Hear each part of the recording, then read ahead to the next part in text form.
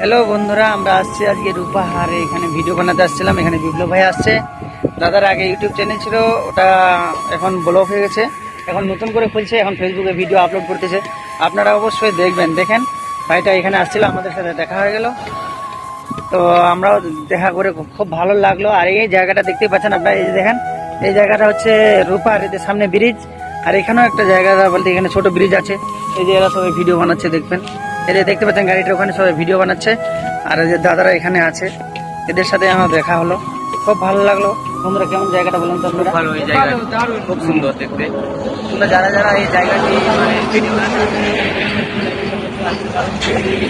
গাড়ির আনা জানা খুব ফোর লাইনটা, এত গাড়ি যায় কি বলবো। সামনে এদিকে একটা ফ্যাক্টরিও আছে, এখানে দেখা যাচ্ছে না এখান থেকে। আপনারা আসলে অবশ্যই দেখতে হবে, জায়গাটা খুব সুন্দর। ভাইরা ফেসবুক বন্ধুদের বলছি, অবশ্যই আপনারা যে ভিডিও বানাতে যান এই রূপারে আসবেন মাঝে মাঝে। জায়গা